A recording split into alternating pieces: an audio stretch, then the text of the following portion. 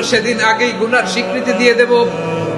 আমরা বলবো, আল্লাহ তুমি প্রশ্ন করার আগে তোমার একটা কথা বলি, আমারে কিছু জিজ্ঞেস করো না, আমি সব করেছি।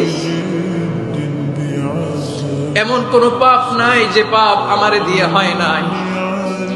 তোমার রহমত দিয়ে তুমি জান্নাতে পাঠাবা, তোমার দয়ায় জান্নাতে যেতে চাই, আমল দিয়ে না। পারবেন বলতে?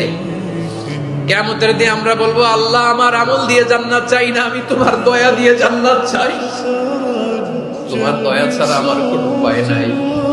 ও আমার কলিজার টুকরা ভাইয়েরা, মাথাটাকে নিচু করে জীবনের সব গুনার ফিরিস্তিগুলো একটা একটা করে স্বীকার করে আল্লাহরে বলেন, আল্লাহ আমি পাপী, আল্লাহ আমার চেয়ে বড় পাপী এই দুনিয়াতে কেউ নাই।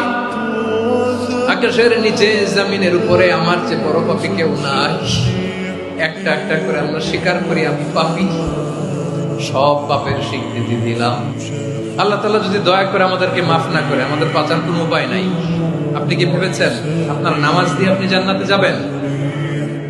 আপনি তাহাজ্জুদ গুজার, সেজদা দিতে দিতে কপালে দাগ ফেলেছেন, এটা আপনারা জান্নাতে নেবে না। আপনি এলাকার সবচেয়ে বড় হাতেম তাই দানশীল, এই দানের ভরসায় বসে আছেন। কশিন কালো আমাদের নামাজ, আমাদের রোজা, আমাদের ইবাদত, এগুলোকে মিজানের পাল্লায় উঠালে কোনো ওজনই হবে না। তবে আমাদের একটা কৌশল জানা আছে, আমরা আল্লাহর রহমতের ভিখারি।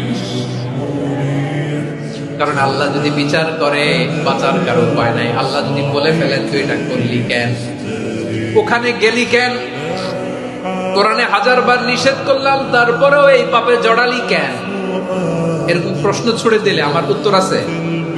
বাঁচার কোনো উপায় আছে? আপনার আমল দিয়ে জান্নাতে যাবেন? কি দিয়ে যাবেন? আল্লাহর দয়া দিয়ে। আল্লাহর রহম আর দয়া ছাড়া কেউ জান্নাতের চেহারাও দেখতে